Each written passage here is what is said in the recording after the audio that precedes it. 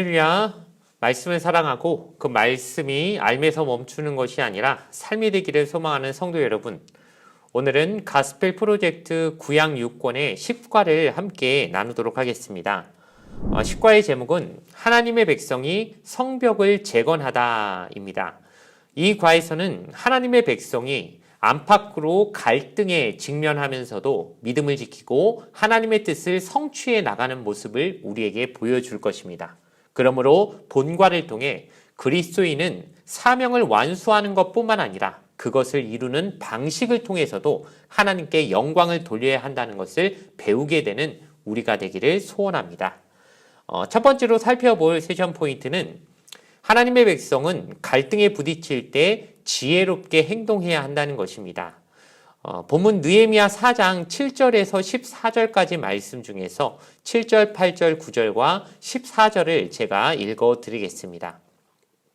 산발락과 도비야와 아라비아 사람들과 암몬 사람들과 아스돗 사람들이 예루살렘 성이 중수되어 그 허물어진 틈이 메꾸어져 간다 함을 듣고 심히 분노하여 다 함께 꾀하기를 예루살렘으로 가서 치고 그곳을 요란하게 하자 하기로 우리가 우리 하나님께 기도하며 그들로 말미암아 파수꾼을 두어 주야로 방비하는데 내가 돌아본 후에 일어나서 귀족들과 민장들과 남은 백성에게 말하기를 너희는 그들을 두려워하지 말고 지극히 크시고 두려우신 주를 기억하고 너희 형제와 자녀와 아내와 집을 위하여 싸우라 하였느니라.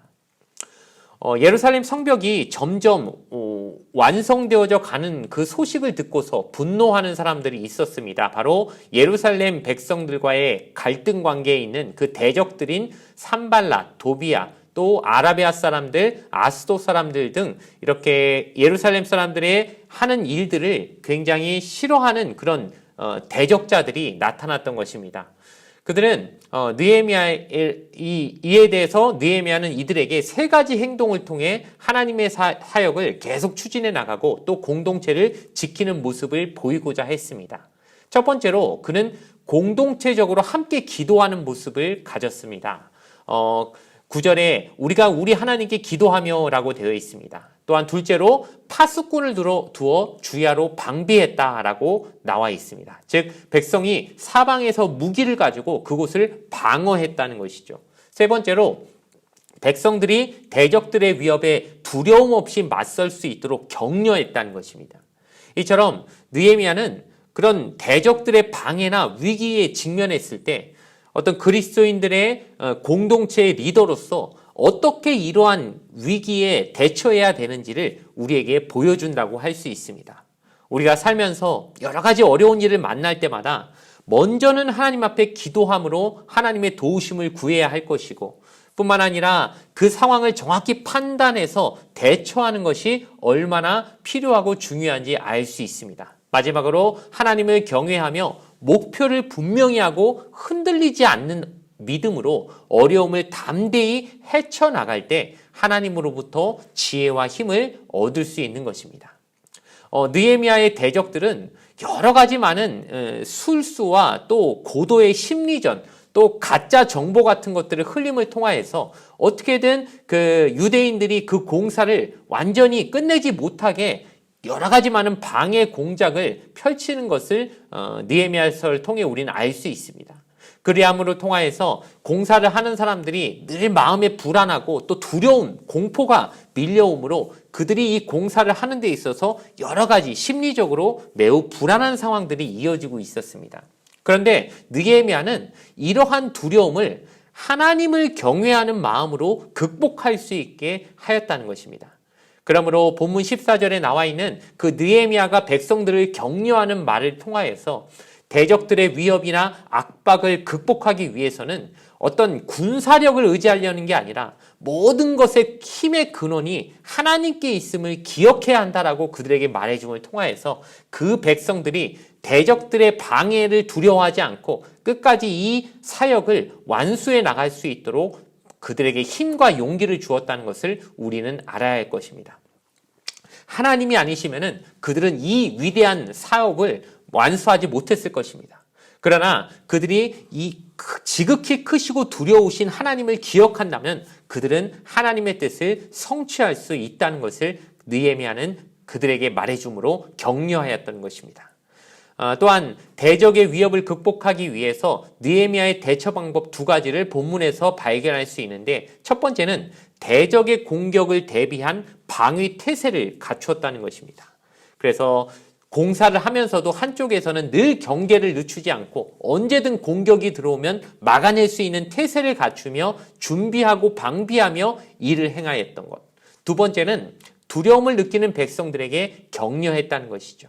하나님을 기억하라는 명령과 함께 영적 격려를 하며 형제나 자매나 아내와 집을 위해 싸우라는 명령과 함께 그들의 사기를 붙돋았던 느헤미야의 모습을 통하여서 우리는 갈등에 부딪힐 때 그것을 하나님으로부터 얻은 지혜를 통해 극복해 나갈 수 있는 그런 모습을 가지기 위해서 노력하는 저와 여러분이 되어지기를 주님의 이름으로 간절히 부탁을 드리겠습니다. 두 번째로 살펴볼 세션 포인트는 하나님의 백성은 사회의 불의에 대처한다는 것입니다. 느헤미야 5장에 나오는 본문이 조금 잘못되어 있는 것 같습니다. 이제 6절, 7절, 9절, 13절을 제가 읽어드리겠습니다. 내가 백성의 부르짖음과 이런 말을 듣고 크게 노하였으나 깊이 생각하고 귀족들과 민장들을 꾸짖어 그들에게 이르기를 너희가 각기 형제에게 높은 이자를 취하는도다 하고 대회를 열고 그들을 쳐서 내가 또 이르기를 너희의 소행이 좋지 못하도다. 우리의 대적 이방 사람의 비방을 생각하고 우리 하나님을 경외하는 가운데 행할 것이 아니냐. 내가 옷자락을 털며 이르기를 이 말대로 행하지 아니하는 자는 모두 하나님이 또한 이와 같이 그 집과 산업에서 털어버리실지니 그는 곧 이렇게 털려서 빈손이 될지로다 하며 회중이 다 아멘하고 야훼를 찬송하고 백성들이 그 말한 대로 행하였느니라. 이제 유대 공동체 안에는 또 다른 문제가 생겼는데 바로 빈곤과 사회적 불의의 문제가 생겼습니다. 이 문제들은 성벽 공사를 어렵게 했을 것입니다. 이처럼 우리도 우리 자신의 공동체의 현실적인 삶을 돌보지 않으면 우리가 아무리 하나님의 사명을 완수하려고 해도 그러한 힘을 끝까지 받을 수가 없다는 것을 우린 기억해야 합니다. 또한 앞에서도 언급했듯이 느헤미야가 성벽 재건을 비중 있게 다루는 그 의미는 이스라엘 백성의 신앙과 삶의 개혁을 통해서 찾을 수 있습니다. 그러니 아무리 성벽을 잘 짓는다 할지라도 이스라엘 공동체 안에 여전히 사회적인 불이나 빈곤이나 서로 민족끼리 하나 되지 못하는 모습이 남아있다면 그것은 제대로 목표를 이룬 일이라고 말할 수 없을 것입니다. 마찬가지로 우리도 교회에서 봉사를 하거나 다양한 신앙 활동 등에 최선을 다하면서도 오히려 내 자신의 삶이나 또 우리 가정에 대해서는 소홀히 하고 내 주변의 이웃이나 우리 부모나 우리 가족들의 상황은 아무리 어렵다 해도 돌아보지 않는다면 이 역시 문제 있는 태도라고 말할 수 있을 것입니다. 그러므로 그리스도인은 모든 종류의 사회적 불의, 인종차별, 탐욕, 이기심, 악덕, 간음이나 동성애를 비롯한 모든 종류의 사회적 부도덕이 있다면 이것에 저항하는 모습을 가져야 된다는 것이 우리가 가져야 될 바른 태도일 것입니다. 느헤미야가 백성들에게 가서 그들의 죄를 지적하자 그들은 회개하고 자기의 잘못을 바로잡으려고 했다는 것을 우리는 본문을 통해 알 수 있습니다. 이는 복음이 어떤 구원만을 위한 것이 아니라 지속적으로 우리의 삶의 모습을 바꿔내는 성화를 위한 단계까지 나아가야 한다는 사실을 기억하게 하는 것입니다. 복음의 진리를 바로 알고 믿는다면 내가 그것에 따라 살지 못하는 잘못을 지적받았을 때 겸손히 내 자신을 돌아보고 회개하는데 적극적으로 열린 마음으로 이것에 임할 것입니다. 또한 예수님이 우리 죄를 담당해 주시고 해결해 주셨다고 하는 그 복음의 진리를 아는 사람은 자신의 연약함을 깨닫고 하나님 앞에 나가서 하나님 앞에 회개와 용서를 구하게 될 것입니다. 하지만 이 복음을 제대로 알지 못하는 사람이라면 하나님께 나아가지 못하고 자기가 넘어진 것을 괴로워하며 그 자리에서 그저 주저앉아 버리고 말 것입니다.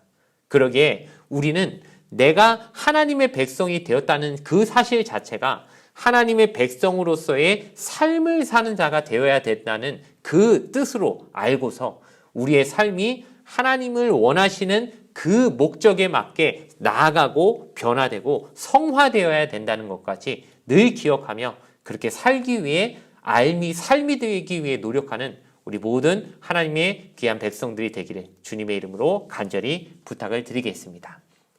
마지막으로 살펴볼 세션 포인트는 하나님의 백성은 성공에 대해 하나님께 영광을 돌려드린다는 것입니다. 느헤미야 6장 15절과 16절 말씀 읽어드리겠습니다. 성벽 역사가 52일 만인 엘루럴 25일에 끝남에 우리의 모든 대적과 주위에 있는 이방 족속들이 이를 듣고 다 두려워하여 크게 낙담하였으니 그들이 우리 하나님께서 이 역사를 이루신 것을 알미니라. 대적자들의 방해와 또 유대 공동체 안에 생겨났던 여러 가지 빈곤의 문제, 내분 등 많은 어려움이 있었음에도 불구하고 느헤미야와 이 귀한한 백성들이 시작한 예루살렘 성벽 공사가 겨우 52일 만에 성취되었다고 성경은 우리에게 말해주고 있습니다. 대단한 빠른 속도로 된 것을 우리가 알고 있지요. 웬만한 건물이 지어지는데 52일이라는 기간은 정말 짧고도 대단히 빠른 속도로 된 것이 요즘에도 그렇지 않습니까? 그런데 그 큰 예루살렘 성벽을 다시 짓는데 마음이 하나 되지 않고서는 이러한 놀라운 성과가 일어날 수 없을 것입니다. 자, 이런 것이 너무도 귀적적이고 너무도 놀라운 성과를 이뤘지만 이것조차도 자신들의 자랑이고 자신들이 잘해서 이렇게 됐다라고 말해버린다면 이것이 어떻게 하나님의 역사가 될 것이고 하나님의 영광이 될 수 있겠습니까? 그러므로 기독교의 역사는 성경으로부터 지금까지 불가능을 가능으로 바꾸었을 뿐 아니라 거룩하고 새로운 개혁과 발전을 이룬 하나님의 기적들로 가득 차 있다고 할 수 있습니다.